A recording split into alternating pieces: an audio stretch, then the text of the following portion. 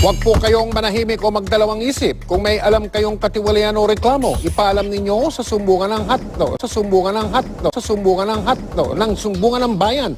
Narito po ang aming hotline. Excuse me po. Taong tinatawag ako. Ayun na kumausap dito, ha? Nakakapikon to, hindi ko maintindihan eh, ha? Ha? Kakagalit na galit panggawa galit gitna pa lang ng Mayo. Sabi sa inyo, magulong kausap yan eh! Binabantayan nila kung may lagnat ang mga pasahero pumasok sa bansa, lalo na yung mga galing sa China, kung saan galing yung bagong strain o uri. Excuse me po. Hindi po yung coronavirus. Hindi po yung coronavirus. Hindi po yung coronavirus.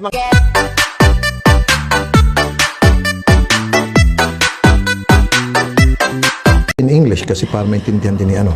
All my fellow Filipinos, now this is my side. Listen, look, and listen, and learn.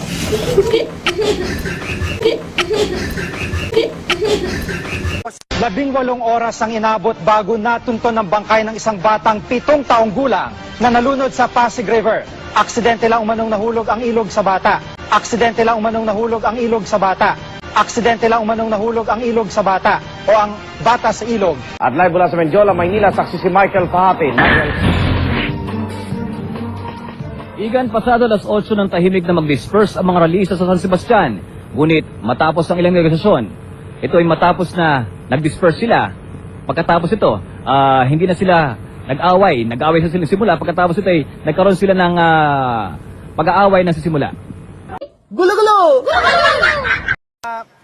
Yung composition, kanina nakita natin yung pagdagsa rin ng mga tae. Sorry po. Dami ng bilang ng kaso ng COVID-19 sa Pilipinas at sa buong mundo. Pero habang pinag-aaralan pa ng mga eksperto kung paano labanan ng sakit, dumarami rin ang mga haka-haka na nagdudulot ng pangamba sa publiko. 2019 yan eh.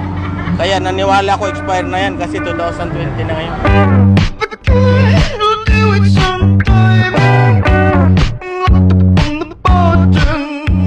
Para makakuha ng biyahe.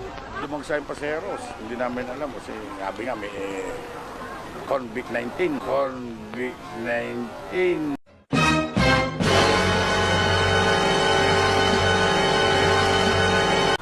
Ano po? May virus baga yung ano na tawag doon? Hindi ako pumunta rito para makapag-away. Okay kami rito, partner. Walang problema. Medyo may perimeter doon ang military. Sumusunod naman tayo sa kanilang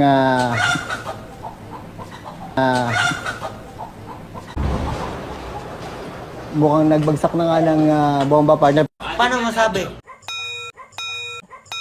Sa sobrang kalasingan, napasalampak na sa kalsada si Manong pero matapang pa rin ito. Bakit ikulong nyo? Basta may chin, okay lang. 2 hours later. Minsan lang tayo magsasaya sa buhay natin. Kahit kayo, kung kayo nga umiinom ng alak. Dahil pasukin natin itong kanilang baby's room.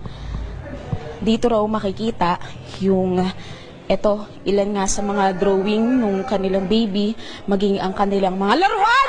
Mga laruan! My God! Angas mo, hindi mo pa ako kilala. Ginagawa niya.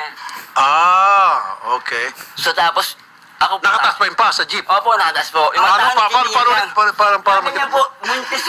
Ang laki rin dyan, sir, buntis talaga. Promise, sir, mama. Promise, ganyan talaga siya, oh. Kung naalala ninyo, nitong Setyembre, may lumutang din na bagong isla sa Pakistan, dulot ng malakas na lindol na tinawag na Salsalako. Walang nakatira sa islang ito sa Pakistan dahil nagbubuga po ito ng flammable gas. Ito si Kabayan talaga, pinapatawa mo ko. Okay. Lagi po natin iisipin, mag-aral na maigi upang buhay ay bumuti. May mga naninimaho na ng mga damit. Yes, Josie. Josie tuloy.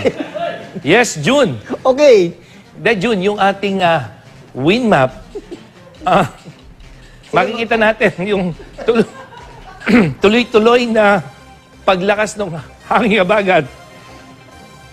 At ito ay dahil doon sa Bagyong Josie.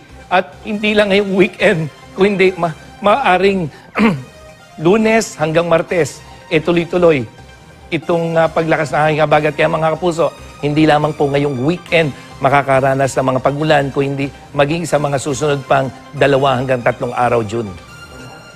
Mutani, sige, maraming salamat sa iyo. Baka kung ano pa matawag mo sa akin.